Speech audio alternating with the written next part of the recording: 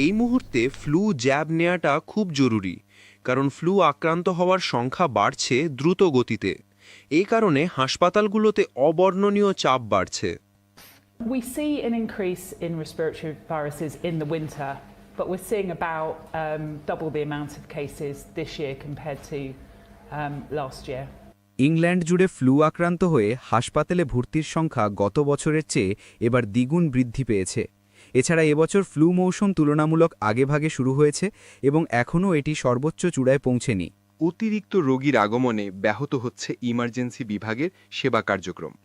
অথচ ইমার্জেন্সিতে এমন সব রোগী হাজির হচ্ছেন আসলে তাদের সেখানে যাওয়ার কথা নয়।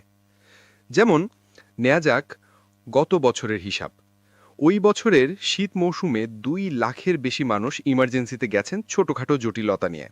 এর মাঝে প্রায় 97,000-এর ছিল গলা ব্যথা, 4,000-এর মতো ছিল পায়ের নখের অসুখ, এমনকি হেঁচকির মতো সমস্যা নিয়েও গেছেন 384 জন। It's so incredibly painful. Don't worry, let's run. এই বাস্তবতায় প্রকৃত ইমার্জেন্সি ছাড়া ইমার্জেন্সি বিভাগে না গিয়ে জিপি বা অন্যান্য সেবা গ্রহণের জন্য নতুন একটি ক্যাম্পেইন চালু করেছে NHS।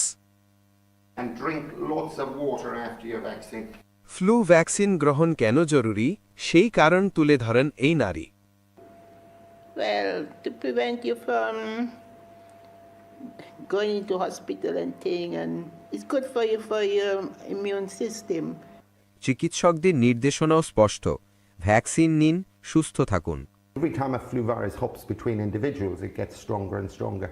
So the best way of combating that is have your flu vaccine. Thank you very much. Thank you. শীতকালে বাড়ে রোগবালাইয়ের প্রকোপ। ভ্যাকসিন গ্রহণ এবং সচেতন থাকা অসুখ বিসুখ কিছুটা হলেও দূরে রাখে। মাহমুদ রাব্বি, ATN বাংলা, UK।